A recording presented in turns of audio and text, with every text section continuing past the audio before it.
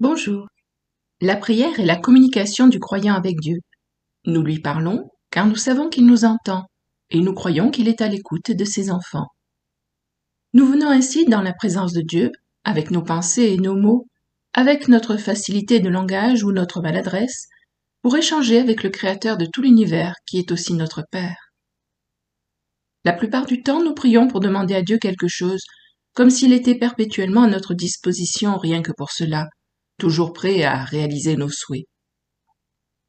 Heureusement, sous l'influence de son esprit, nous le remercions aussi parfois et éclatons en louanges lorsqu'il nous délivre d'un gros problème et que notre cœur se sent léger à nouveau, ou que nous prenons conscience de sa puissance, de son amour, de sa miséricorde, de sa sagesse.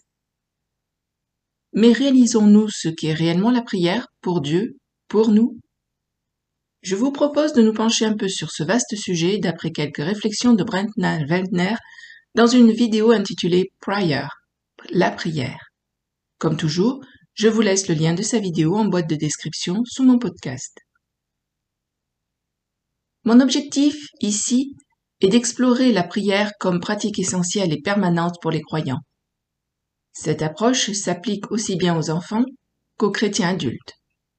Mon but n'est pas de présenter une formule de prière toute faite, mais d'aider mes auditeurs à grandir dans la relation, le discernement et la dépendance envers Dieu par la prière. Qu'est-ce que la prière? La prière est communication avec Dieu. C'est une approche relationnelle et non mécanique. Elle implique honnêteté, humilité et confiance.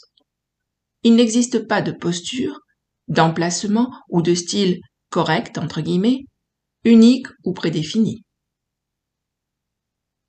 Quelques types de prières les plus courants.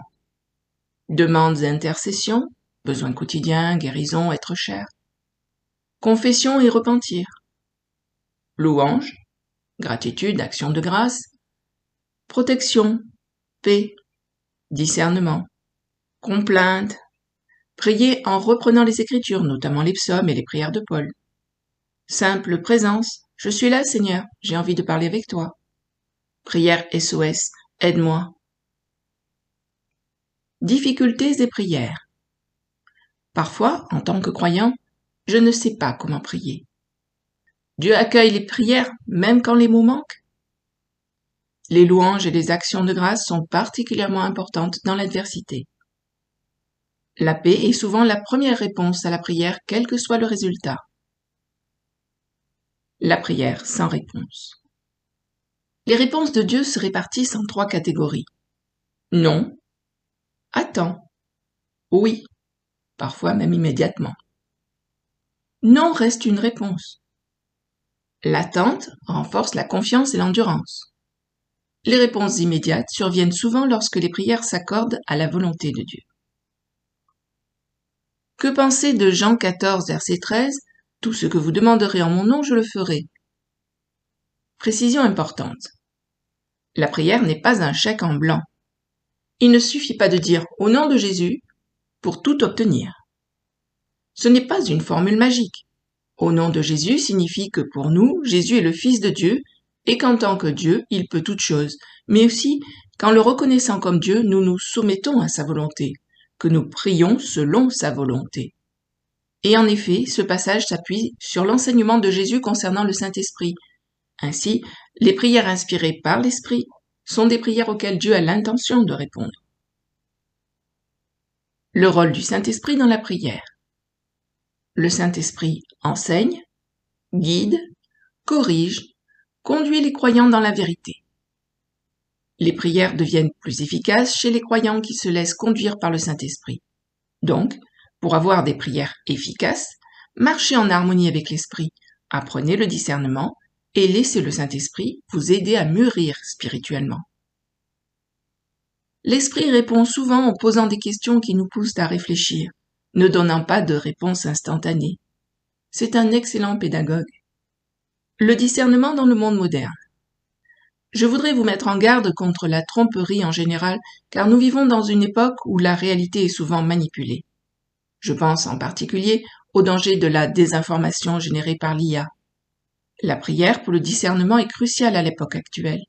Toutes les informations doivent être amenées à Dieu, comparées aux Écritures et pesées au sein de la communauté chrétienne. La confiance doit être au cœur de la prière. Paul nous dit en 1 Corinthiens 10, verset 6, que l'histoire d'Israël doit nous servir d'exemple. En s'appuyant sur l'expérience d'Israël dans le désert, on réalise que le plus grand grief de Dieu contre son peuple était le manque de confiance. Le manque de confiance en la bonté de Dieu a conduit à la perte de l'héritage.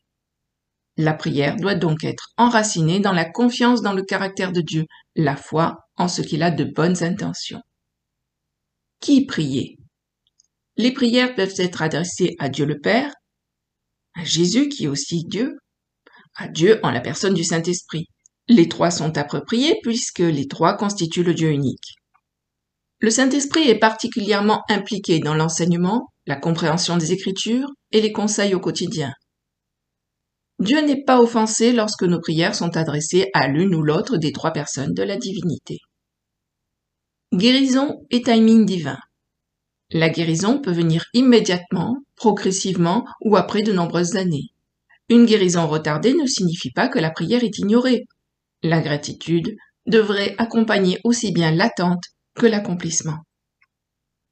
Enfin, voici mes principaux encouragements au sujet de la prière. Dieu désire être aimé, pas seulement obéi. Dire « je t'aime » à Dieu est important. La prière n'a pas besoin d'être parfaite.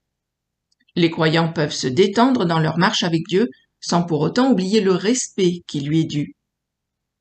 La progression dans la prière est graduelle et guidée par l'Esprit. En conclusion, la prière est relationnelle, pas formelle. La confiance en la bonté de Dieu est fondamentale. Le Saint-Esprit est essentiel à la prière et au discernement. La paix précède souvent les réponses. L'amour, la confiance et la dépendance comptent plus que la technique. Fin de l'étude. À bientôt. Merci. Au revoir.